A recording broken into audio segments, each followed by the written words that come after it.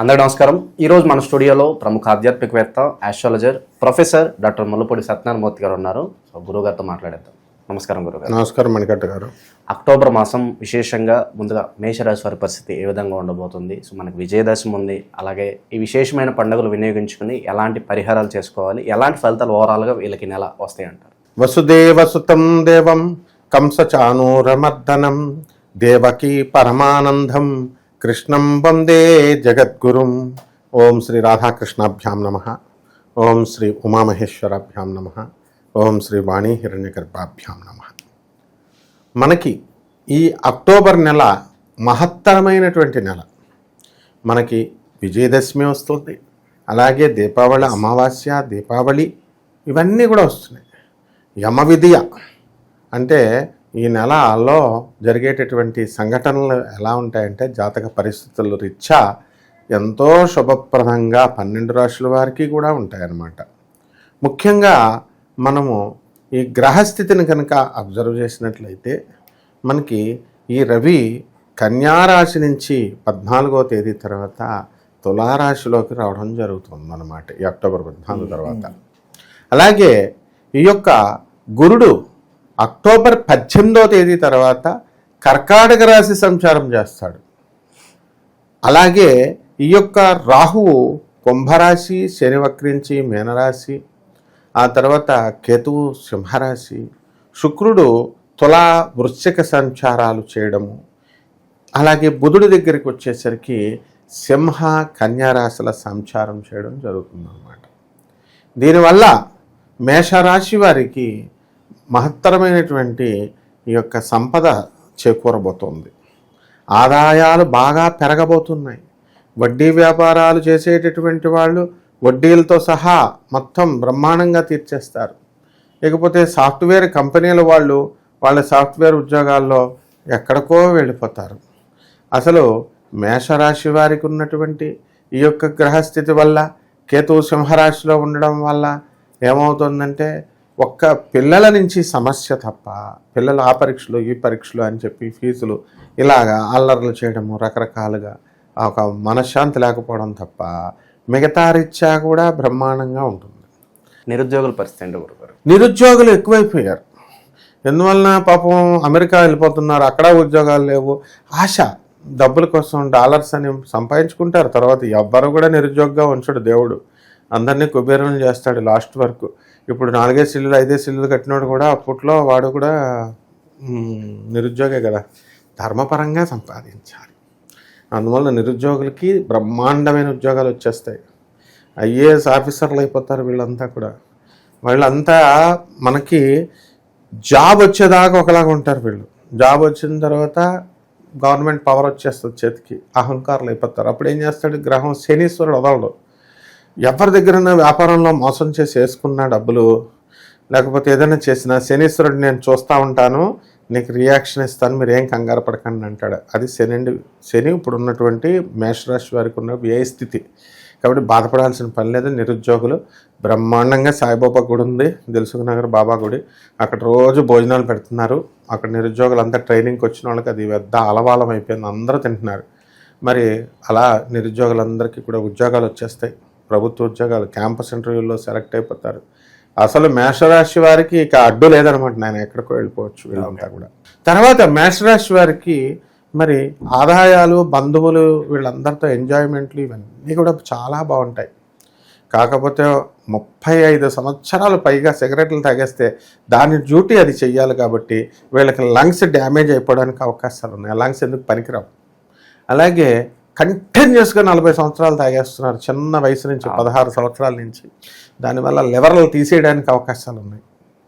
అందువలన ఇక ఒక ఆబ్జెక్ట్ అయితే ఉంది, ఒక అవకాశం ఉంది వీళ్ళకి. ఇక్కడి నుంచి తత్క్షణమే మానేసి అట్లీస్ట్ ఉల్లిపాయ, వెల్లుల్లిపాయ కూడా తినకూడదు, మటను చికెన్ జోలికి వెళ్ళకూడదు. ఈ రకంగా కనుక మేషరాశి వారు అక్టోబర్ నెల వరకు చెప్తున్నాను, మళ్ళీ తర్వాత వాళ్ళ ఇష్టం. అక్టోబర్ నెలలో కనుక ఉన్నట్లయితే అద్భుతంగా ఉంటుందన్నమాట.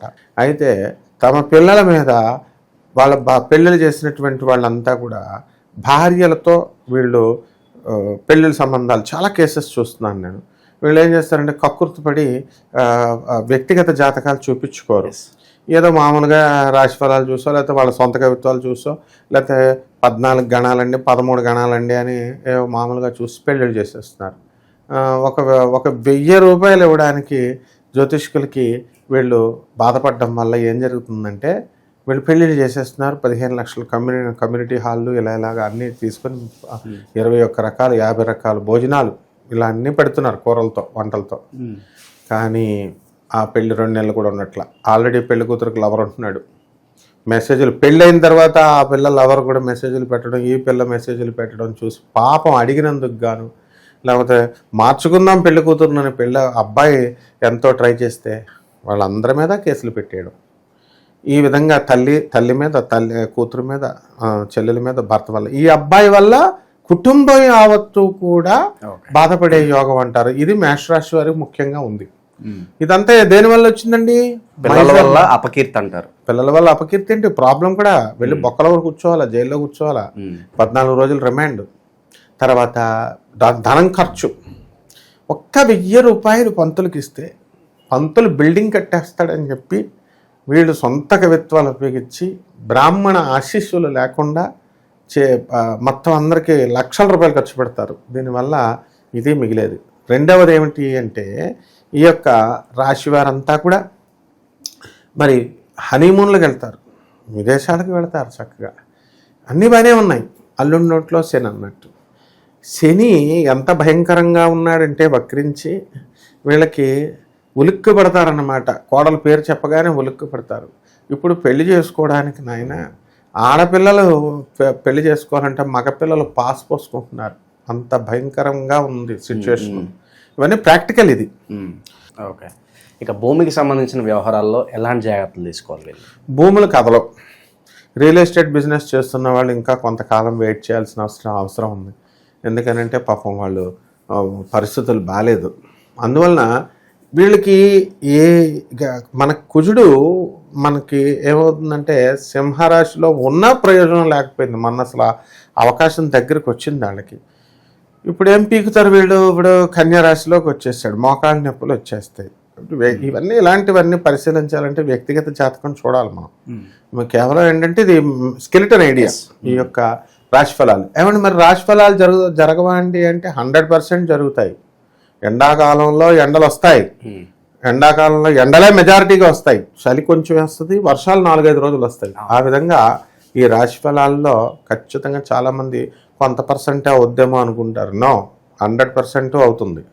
But at the same time లగ్నం నుంచి మనం చూడాలి, రకరకాల పరిశోధనలు చేయాలి జాతకాన్ని. కాబట్టి వ్యక్తిగత జాతకాలు మనం చూడాలి. వీళ్ళు ఎవరైనా సరే ఏ బ్రాహ్మణికైనా ఏముందనైనా ఒక ₹1000 ఇవ్వడానికి వాళ్ళు ఎవరి దగ్గరికన్నా వెళ్ళి చూపించుకోవచ్చు. లేకపోతే మన దగ్గరికి వచ్చినా మనం ఎంతో బ్రహ్మాండంగా మనం చెబుతాం అన్నమాట వాళ్ళకి. కాబట్టి రైతులకు కూడా బ్రహ్మాండంగా ఉంది పరిస్థితి. లవ్ మ్యారేజీలు చేసుకునే వాళ్ళకి బ్రహ్మాండంగా ఉంది. ఆ తర్వాత పోలీసు ప్రమోషన్స్ కోసం ఎదురు చూస్తున్నారు, రెవెన్యూ డిపార్ట్మెంటు, ఇవన్నీ కూడా అటువంటి వాళ్ళు కూడా బ్రహ్మాండంగా వెళుతున్నారు. శత్రువుల నుంచి ఇబ్బంది ఏమన్నా కనిపిస్తుందా వీళ్ళకి ఏదన్నా? మరి శత్రువుల నుంచి ఇబ్బంది ఉంటుంది కదా. శత్రువు అంటే ఏంటి? అంతా శత్రువులు అనగానే ఎవడో బయట నుంచి వచ్చేసేస్తాడు, పొడిచేస్తాడు పట్టాల రవిని, లేకపోతే వెళ్ళిన పొడి చేస్తున్నట్టు వంగబెట్టి రంగాన్ని పొడి చేస్తున్నట్టు అనుకుంటారు. అలా కాదు. కామాతో రాణం నా లజ్జా నా భయం, దుఃఖం, కోపం, క్రోధం, బంధుప్రీతి, ఇవి శత్రువులు అంటే కామంతో రగిలిపోతారు. అందుకని మేషరాశి వాళ్ళు ఎవరైతే ఉన్నారో వీళ్ళకి అర్జెంటుగా పెళ్లి కావాల్సిన పిల్లలకి వెంటనే పెళ్ళిళ్ళు చేసేయాలి వీళ్ళు. అలాగే తల్లిదండ్రులు కూడా వీళ్ళు హాస్టల్స్లో వేసేస్తున్నారమ్మా పిల్లల్ని. హాస్టల్స్లో వేయకూడదు పిల్లల్ని. వీళ్ళంత వరకు తల్లిదండ్రులు ఏకాంతం దొరుకుతుందని చెప్పేసి వీళ్ళ రొమాంటిక్ లైఫ్కి అడ్డొస్తున్నారని చెప్పి ఇంజనీరింగ్ చదివే పిల్లల్ని, తర్వాత 10th క్లాస్ చదివే పిల్లల్ని కూడా కలిపేసేసేస్తున్నారు. ఎవరో ఒకళ్ళ పిల్లలన్నా పెట్టుకోవాలి. ఇది మెయిన్గా ముఖ్యంగా రొమాంటిక్ లైఫ్లో ఎప్పుడు కూడా మానవుడు కామానికి లొంగిపోకూడదు ఎప్పుడు కూడా. అందువల్ల ఎవరో ఒకళ్ళ పిల్లలు ఎప్పుడు కూడా, అందుకే పిల్లలని పెట్టారు. పిల్లలు ఉండాలి ధర్మపరంగా. సాధన బాగా చేస్తారు ఈ నెలలో మేషరాశి వాళ్ళు. ఇక విశేషంగా ఎలాంటి పరిహారాలు చేస్తే బాగుంటుందంటారు? ఓవరాల్గా మనకి వివిధ రకాల పండుగలు ఉన్నాయి, ఆ పండుగలను ఎలా వినియోగించుకుంటే బాగుంటుందంటారు? ఇప్పుడు పండుగలు అనేటటువంటివి వీళ్ళ దేవాలయాలకు వెళ్ళిపోతారు. వీళ్ళు దేవాలయాలకు వెళ్ళకూడదు. పండగ సాధన చేసుకోవాలి అంతే. ఇప్పుడు దసరా వచ్చింది, 10 రోజులు వెళ్ళిపోతారు, ఏదో గుళ్ళుకి టికెట్లు ఆడిపోతాయి. విజయదశమి రోజున అసలు ఖాళీలు ఉండవు. ఇది కాదు అక్కడ అమ్మవారు. మనం ఎలా వెళ్ళాలి, సాధన చేయాలి కదా. స్కూల్కి వెళ్తే వచ్చేద్దా చదువు, అక్కడ కూర్చొని పుస్తకాలు తీసి మాస్టర్ చెప్పించి చదివితే వస్తుంది. కాబట్టి దసరా సందర్భము, మహాలక్ష్మి దీపావళి అమావాస్య వచ్చిన సందర్భంగా వీళ్ళు ఏం చేయాలంటే దీపావళి రోజున అర్ధరాత్రి కరెక్ట్గా 12 గంటలకు నిద్రపోకూడదు. వీళ్ళందరూ లేచి మహాలక్ష్మి తల్లికి తలంటు స్నానం చేసి చక్కగా నల్లని చీర విర్రబూసుకొని కట్టుకొని జుట్టుతో అమావాస్య మార్వాడీలు చేస్తారు. అలా చక్కగా నల్లని చీర అమావాస్య రోజునే కట్టాలి. మళ్ళీ ఏమంటే వేరే వాళ్ళు చెప్పలేదండి, కట్టలేదండి, కుదరదు, కట్టాలి. లక్ష్మీదేవి మూల నక్షత్రంలో పుట్టింది, జుట్టు విరబూసుకోవాలి, చేసుకోవాలి 12 గంటలకి. చేసుకుంటే తర్వాత రెండవది ఏంటంటే ఈ యొక్క దసరా వస్తుంది.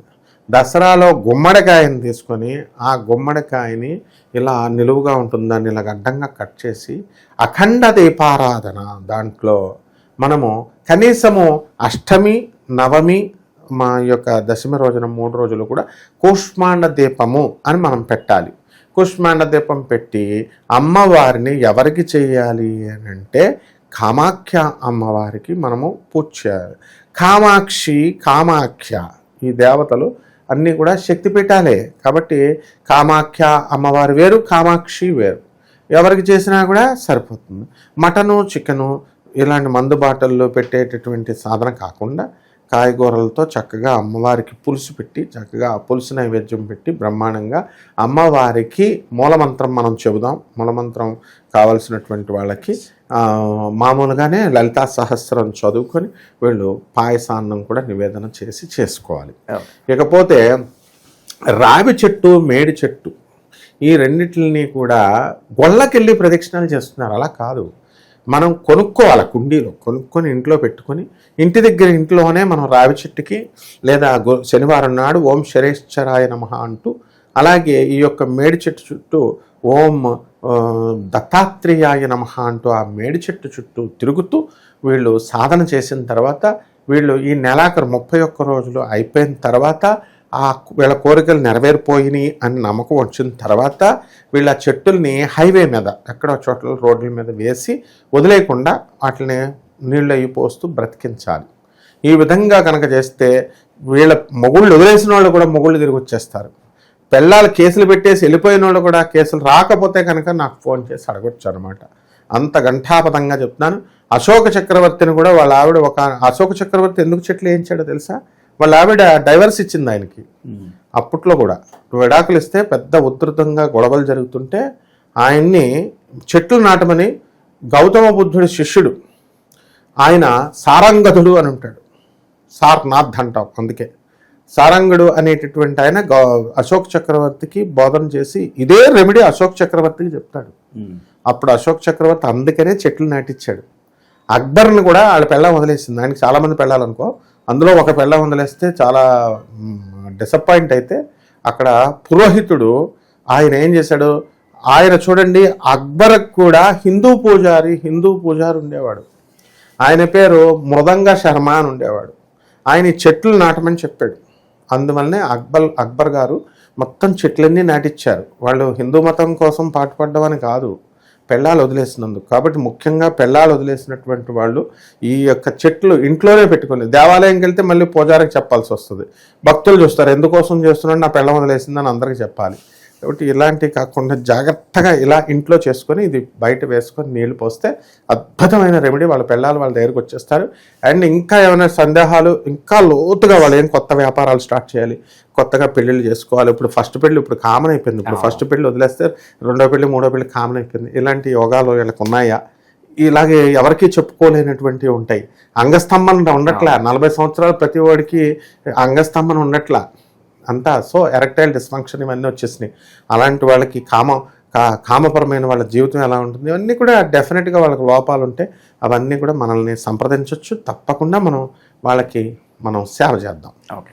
సో ఓవరాల్గా మేషరాశి వారి పరిస్థితి అక్టోబర్ మాసం ఏ విధంగా ఉండబోతుంది మీ మాటలు అద్భుతంగా వివరించారు. ధన్యవాదాలు. ధన్యవాదాలు.